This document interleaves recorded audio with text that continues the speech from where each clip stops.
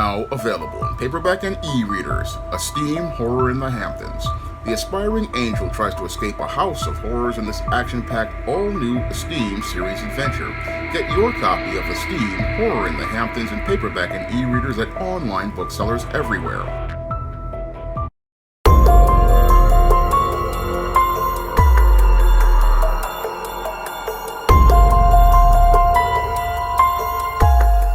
A suspect is in custody for allegedly trying to set a man on fire in a Manhattan subway station.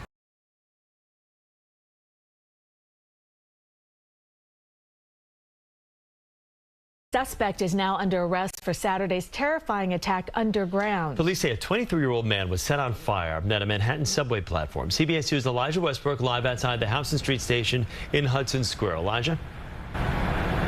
Well, Chris and Cindy, I can tell you the suspect is facing multiple charges at this time, including attempted assault, arson, and reckless endangerment. He is currently behind bars waiting to be arraigned. Now, the alleged attack happened underground here at the Houston Street station on the platform to the number 1 train. The suspect, who police say is Niall Taylor, is accused of throwing a flammable liquid on the victim for no reason before taking off Saturday afternoon.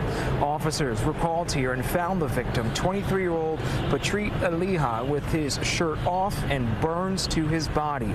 Now, the 49-year-old suspect was caught near the Holland Tunnel moments later. The NYPD says this isn't the first time he's done something like this. In fact, detectives say back in February he threw a lit container of flammable liquid at a group of people standing on the southbound 1 train platform at the West 28th Street station. No one was hurt in that incident. The victim is expected to be okay pertaining to the incident here at Houston Street. And that is where we are reporting live from this morning. I'm Elijah Westbrook, CBS 2 News. Elijah, thank you. Now, in this alleged incident, 23-year-old Prateek Ajaj was riding on a number 1 train with his cousin and his fiancée on a trip to the Statue of Liberty when the train pulled into the Varick Street station in Lower Manhattan. And as this number 1 train pulled into the Varick Street station, 49-year-old Niall Taylor allegedly got on the 1 train that Prateek Ajaj, his fiancée, and his cousin were on with a cup of some sort of liquid. And as they were on the train on their way to South Ferry to go to catch the ferry to the Statue of Liberty, this is where Niall Taylor allegedly lit this cup of liquid. And as he lit this cup of liquid, he then looked to throw it on the group of people, directly possibly at the fiancé, and this is where Prateek Ajaj jumped in the way of this liquid, allowing the flammable liquid to be splashed on himself and not do harm to his cousin or his fiancé. Now, after throwing the liquid onto Prateek Ajaj, this is where Niall Taylor wound up fleeing the scene on Houston Street, and Prateek Ajaj himself got off the train, looking to put the fire out on himself and looking to find a way to get some sort of care and report the crime to the police. Now, police eventually wound up catching up with Niall Taylor, and they wound up arresting him at the base of the Holland Tunnel.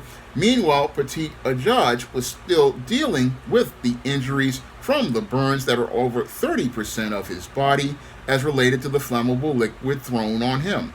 Now, the police have arrested Niall Taylor and have him in custody, and they also believe that he was the suspect in the case of a previous incident that happened in Chelsea, where someone looked to take flammable liquid and throw it on a group of passengers. However, in that incident, they wound up missing. Now, the NYPD see this incident where Prateek Ajaj was set on fire, possibly by Niall Taylor, as an isolated incident. But when I take a critical examination of the alleged actions of Niall Taylor, they fit the pattern and profile for beta males that I talk about in my book, The Man Crisis. And when I take a further critical look at Niall Taylor, it looks like to me he was seething in anger for an extended period of time, and this series of alleged violent attacks could have been his way to express his rage over the sad state of his life. Because Niall Taylor basically was a guy who recently came out of prison, and after he came out of prison, for an alleged previous sentence. He then wound up on the streets, homeless, and as he wound up on the streets, homeless, he was again simmering and boiling in anger because at 49 years old, he basically felt like he had no more time in the world to get his life in order. And since he couldn't get his life in order at 49 years old, I believe what he wanted to do was cause chaos by going out here and attacking people with these cups of flammable liquid, looking to do harm to people because he felt like he was in a place where he had absolutely nothing to lose.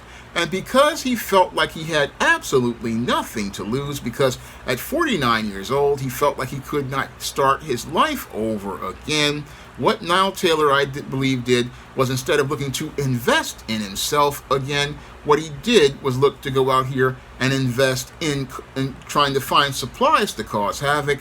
And what he wanted to do was, instead of taking money to go out here and do things like try to rebuild his life, what he looked to do was buy agents for his destruction. And this is where he's possibly was taking his money, putting it into buying cans of this flammable liquid and looking to go out here and cause mayhem in the subways.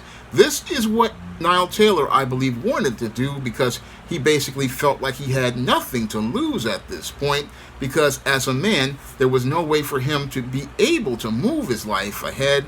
So what he wanted to do was make people's lives miserable on the subways by causing chaos and terror with these attacks on the trains. Now, the first attempt for him to make an attack on these trains, he basically took some flammable liquid and threw it at some people on Chelsea. And thank God no one was injured in that incident. And as he was getting attention and press for that incident, he then possibly decided to lay low for a minute before possibly looking to go out here and participate in this second assault. This second assault, which basically led to Petit Ajaj winding up getting injured, looking to protect his fiancée and his cousin, all because this man really didn't get the male life skills or male survival skills to navigate life in this world. Because the main reason why this man felt so frustrated and so angry basically was because of the dysfunctional way he was raised. And the way he was raised, he was never taught the male life skills or male survival skills to be able to navigate a course of life in this world. And because he didn't know how to navigate a course of life in this world, it basically led to him participating in actions that led to him getting convicted and sent to prison for an extended period of time. And then after getting out of prison, he really didn't learn anything at all and wound up homeless and in an even worse situation. And again, at 49 years old, in this worse situation, he wasn't looking to build a life in this world. No, he was looking to destroy in this world. And that was all due to the dysfunctional foundation this young man had that basically put him on a road to being a man in crisis. And this man in crisis basically wound up, again, looking to destroy everything in the world, not understanding how he was destroying his own last chance at being able to build a life. Because now that the police have got him on MTA cameras in possibly both of these incidents, they basically have an open and shut case against Niall Taylor. And this open and shut case basically ensures that Niall Taylor will possibly be returning to the criminal justice system for these serious felonies. And as a result of participating on this terror on the train, he is basically going to be going to jail, where he's going to be in the jailhouse with the COs, and if he's convicted, wind up in the penitentiary for possibly the rest of his life. And there he will have to deal with the structure and order of the authority of the COs once more. And he will also have to deal with the social pecking order of Bubba, Tiny, Roscoe, Big Dave, Melvin, and Mr. Sprinkles. And they are going to be putting fire in the whole of the front side and the back side as they basically reintroduce him to being traded in the commissary system for Little Debbie snack cakes, ramen noodles, packets of Crystal Light lemonade, packets of Crystal Light tea, off-brand fruit punch, off-brand lemon lime drink, off-brand orange drink, off-brand grape drink, off-brand guava drink, cups of apple juice, Fritos chips, Hunt snack pack puddings, off-brand Oreo cookies, off-brand lemon cookies, off-brand duplex cookies, off-brand sugar wafers, off-brand vanilla wafers, prison chips, Fritos chips, Hunt's vanilla puddings. Teenage Mutant Ninja Turtle pies. And after they finished trading him in his front side and his backside for the commissary, putting fire in the hole, then Mr. Sprinkles is going to come in and then extinguish the fire with his special sauce in the front side and the back side, and then split the cheeks open and let everybody on cell block D know once more that this guy's backside now looks like the inside of a glazed donut. And after being traded for the commissary, this guy will wind up having to go out here and scrub the skid mark out of the jockey drawers and the Fruit of the Looms of Bubba and Tiny with a toothbrush in the prison sink. And again, this will be the fate for this man for the rest of his life, because sadly he didn't get the male life skills and male survival skills to be able to turn his life around. And instead of him turning his life around, he's just going to be turned out in the penitentiary. And that's the sad fate to happen to Niall Taylor, all because he didn't know how to navigate through his emotions and work out a solution to get himself off the streets. No, instead of him looking to work himself off the streets, he basically just got emotional about being in a place where he felt like he had nothing to lose. And sadly, now that he acted like he had nothing to lose, he's basically lost the most important thing that he had that he did not value, and that was his freedom. And that's something many beta males really don't appreciate as related to their situations. They don't appreciate the most important intangible, and that is their freedom.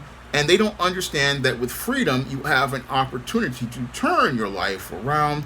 With freedom, you have an opportunity to do things, to make changes in your life. With freedom, you can go out here and do things. But instead, what happened was you had Niall Taylor, who had low self-esteem, felt depressed, I believe, about his life, and just decided that because he was frustrated, he would act on his feelings of frustration and act in an impulsive manner, never really thinking critically about the consequences of his actions, or how the consequences of his actions would not only impact others, like Petit Ajaj. This young man, again, getting these burns over his body, he's possibly going to be dealing with for the rest of his life. He's suffering in one way, but Niall Taylor is suffering in a worse way, because as he's in this jail, he's basically going to lose his freedom for an extended period of time, and again, possibly will wind up in prison for the rest of his life. And what's the sad part is he never learned anything that he needed to turn his life around. And instead of him being a man who's looking to move his life forward, he's a man in crisis. And again, this is what happens when you have beta males. A lot of them really don't think critically about the big picture. And sadly, because they don't think about the big picture, what happens is history repeats itself in their lives. And history repeats itself to the point where it becomes a vicious cycle that winds up destroying their lives, and destroying their lives where the point where they can never come back from it, because these men don't know how to move ahead, and they don't know how to think to move ahead, because everything is about feelings, never thinking about the consequences of their actions. And that's what happened here with this man, who basically went from being able to move to be able to do whatever he wanted. Instead of him thinking about doing something positive, he did something negative. And now that he's done something negative, he's gone from being a man on the streets as related to being homeless to being a man in crisis in the penitentiary. A man in crisis who will be in the penitentiary and the penal system for the rest of his life. Again, this is what happens when you don't really do much thinking, or you feel like everything is hopeless. This whole situation is quite troubling, and again, just shows you how much worse the man crisis is getting in this country, because we're seeing an increase in frequency of violent actions like this. And again, we're seeing this increase in frequency of violence violent actions like this because a lot of males were never taught when they were young the proper male life skills or male survival skills that they would need to turn their life around. And even worse, these men don't know how to adapt to their situations to make their situations work for them. And instead of them being men who can get victory with God and moving their lives forward, they wind up men in crisis who basically wind up in a horrible situation where their life situation gets progressively worse because they don't really understand that there's always some hope and there's always a solution. And the sad part here is that this man thought he was going to hurt this young man who was at the start of his life by throwing fire on him, not understanding that he's going to be in a worse hell when he's in that penitentiary for the rest of his life. Now, if you want to learn what leads to many individuals winding up becoming out of control like this and participating in violent and impulsive actions like this, you can pick up my book, The Man Crisis, on Amazon.com in paperback and Kindle format. You can also find The Man Crisis at other online booksellers like Draft to Digital, Google Play, Barnes & Noble, and you can also find The Man Crisis at big box retailers like Walmart and Target. And if you'd like to see me make more videos about The Man Crisis, you can drop a donation to the Patreon, the PayPal, or the Cash App by clicking the links in the description box. That's all I have to say for this video. You can comment, rate, and subscribe. Now available in paperback and e-readers, John Haynes' Illuminati, the man who rules the world, takes on the head of the global elite in this all-new action-packed John Haynes series adventure. Get your copy of John Haynes' Illuminati in paperback and e-readers at Amazon.com and online booksellers everywhere.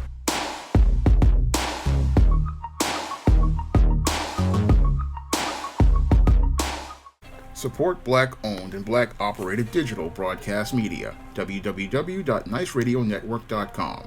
Nice Radio Network, broadcasting 24 hours a day, 7 days a week.